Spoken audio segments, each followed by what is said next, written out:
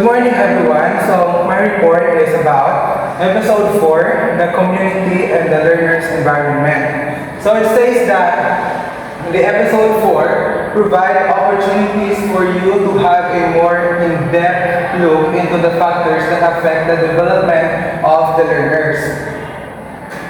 It focused be on the early experience and characteristics of the learners as described by the family and other significant others. You will also focus on how teachers links with the community to maximizing the learning and development of students. So, target your intended learning outcomes. Allow me to read my intended learning outcomes. At the end of this, I must be able to describe the influencing factors in the home environment and the effect of students' learning. Second, seek advice concerning strategies that builds relationships and with parents, guardians, and other community. Next is identify effective strategies on how teachers can work together with the family. So, revisit the learning essentials. In Yuri Bronfenbrenner's bioecological models, presents the learner with the context of layers of relationship systems that make up the learner's environment. The layers are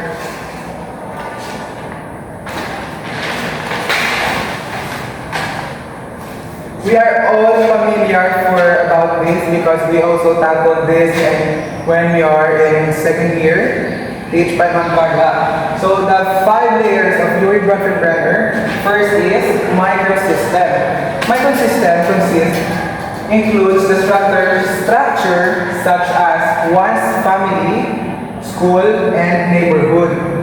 Next in the layer is mesosystem. Mesosystem, the connection between the structures and the microsystem. And the third one is exosystem, the bigger social system which includes the city government, the workplace, and the mass media. These are the things that surround by the child. And then the fourth one is microsystem. Outermost layer, which includes the cultural values, customs, and laws. And the fifth one is chronosystem, the element of time, patterns of stability, and pacing of the child's everyday life.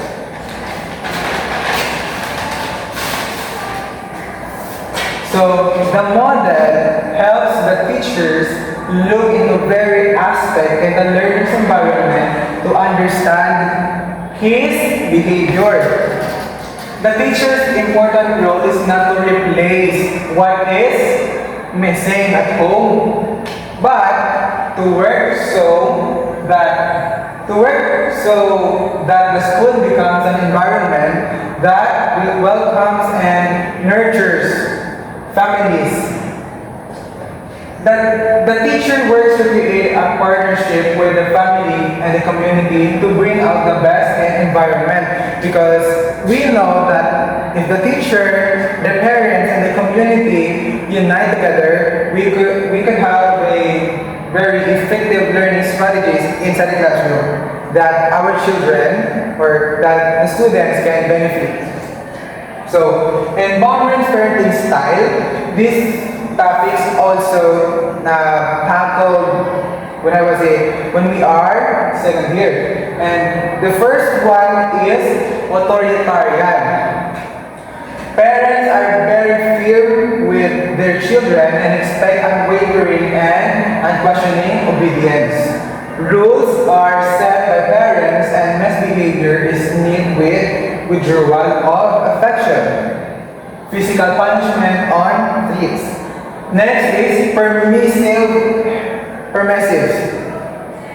And permissive, parents are not firm or controlling.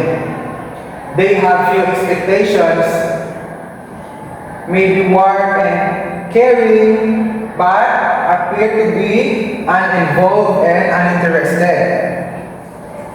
Next one is rejecting and neglecting. So here, parents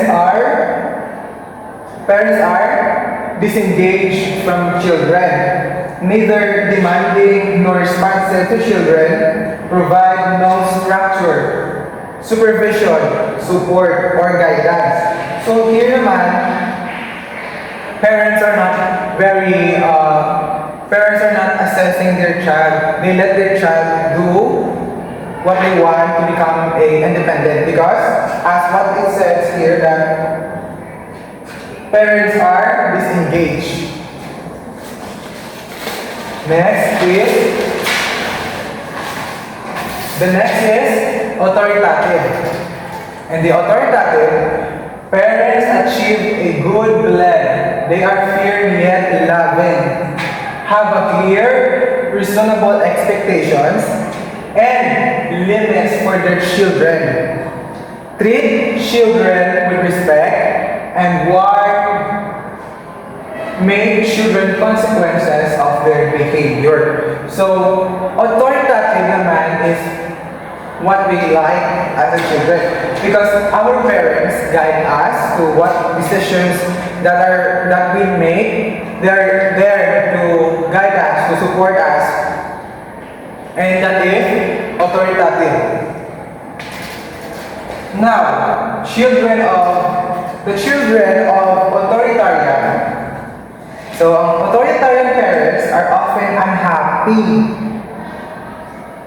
fearful, withdrawn, inhibited, hostile, and aggressive. They have low self-esteem and difficulty with peers. So, because in authoritarian, they let their children do what they want, that's why children are scared to communicate with other people. Now, in permissive parents naman, they believe that their parents do not care for them. They are often impulsive, aggressive, and lack of self-control. May they have low levels of independence and responsibility. The same as rejecting and neglecting. These are found to be the least competent in their overall functioning and adjustment. While the authoritative parents, this is what I like, are socially competent, self-reliant, and have a greater ability to show self-control. They have higher self-esteem and are between adjusted, and are better adjusted. So I wish when I was a kid, I was like, my parents are like this, but not. So that's why I have difficulty in communicating and expressing my thoughts to other people, because my parents are not authoritative. So based on Child Development by Santrop in 2014, it says here that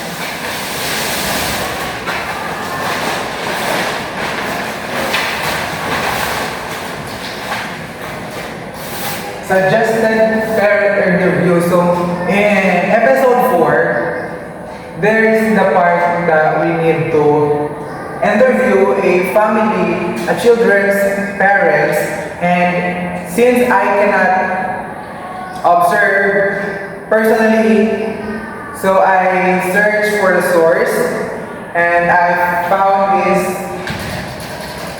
for the episode 4 answer. And this is the suggested parent interview guide. So, the name of the learners that I searched is RJ Jimenez. So, by the way, I didn't search this, but this answer is from my cousin. He is the teacher last year. He is an education student, and I borrowed her book, and this answer is from him. So, the name of the learner is RJ Jimenez. Date of birth is September 7, 2014, and the age of the learner is 11. Grade level is grade 6. The gender is male. Number of siblings, 3. birth order is second. And the parents are Clarita de Menen and Raya de Menen. So the mother's occupation is housewife and the father's occupation is driver. And their educational attainment is high school. They are both high schools. In the learner's physical aspect, when it comes to health, here are the answer to the interview. So, mother's health during pregnancy with learner is healthy. So, ailments or health problems of the learner as a child. So, it has fever and she can pox. Third one, age of the learner when he started to walk or talk. So, the age of the learner when he started to talk and walk is 1.5 years old. Fourth one, food preference of the learner as a child and the present vegetables. Preference of the child's food. So the preference of the child is vegetables and meat. Fifth, we took care of him as a child. So that's the question. And the answer of the parents is yes. Now, in the learner's social aspect, describe your child's disability. So mother says that her child's disability has child's sociability, not disability. So the child is shy and loner. Second, who were the learner's playmates? So the learner's playmate it states here that the playmates of learner is cousins. And number 3, as a child, then was he allowed to play outside? So the answer is yes. He or she allowed to go out with friends? And mother says yes. Do you have rules for him to follow regarding going out? So the answer is also yes. They have rules. Now, in emotional moral, what are your expectations of your child? The answer, to be successful someday. Second question, how do you provide a nurturing environment for your child? The answer, the parent should be a role model. Now the third one, does your child go to you when she feels down or has a problem? Mother says, yes. The child always go to her and seeks for advice when the child has problem.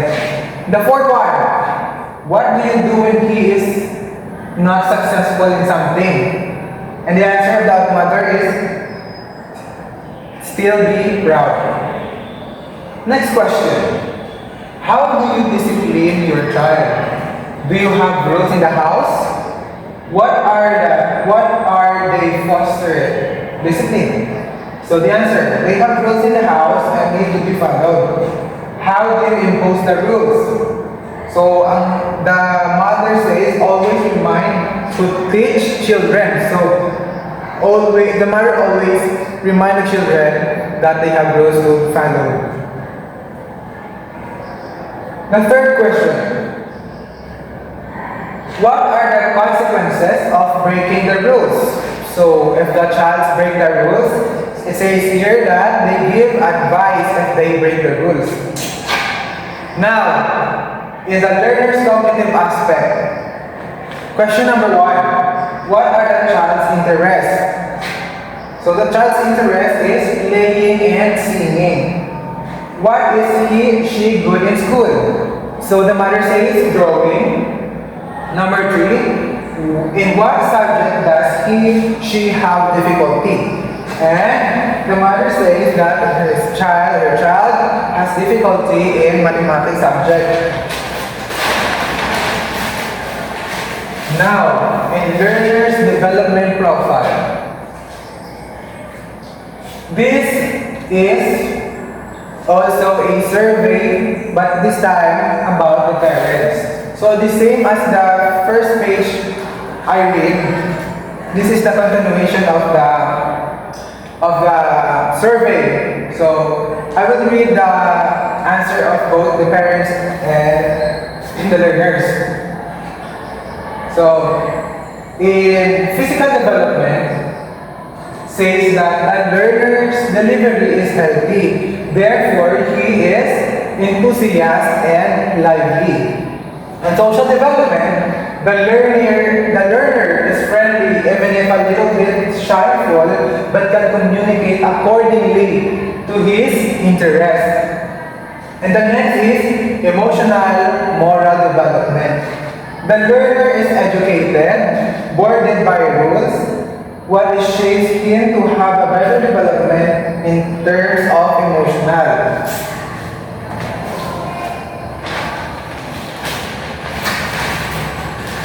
Now, let's proceed to the cognitive development.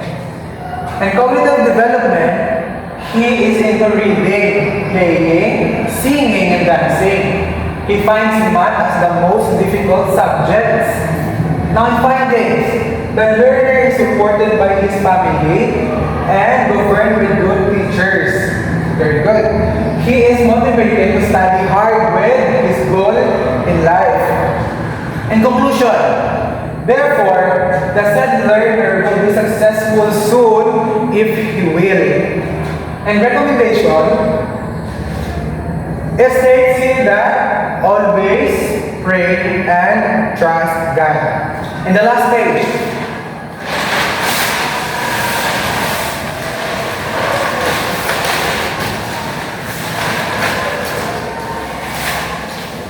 we have a reflection in the last page. And reflection number 1 says that reflect on your own development as a child. What type of parenting did you experience? How did it affect you? So, for me, the parenting style I experienced is authoritarian parenting style, which it fostered me to self-esteem and independence in my childhood. My parents encouraged autonomy, but they always on the sidelines, ready to offer guidance and support when needed. And question number 2, as a future teacher, how would you establish a good homeschool collaboration? How can you work well with the parents? How can you help them? How can they help you? So my answer is simple. As a future teacher, how would you establish good homeschool collaboration? By reaching out first to the parents before implementing anything that concerns their child. In that way, I will be able to gain their trust for me. It is important to trust the teacher of their child in order to establish a good relationship. So that is my report in FS1 episode 4. Thank you.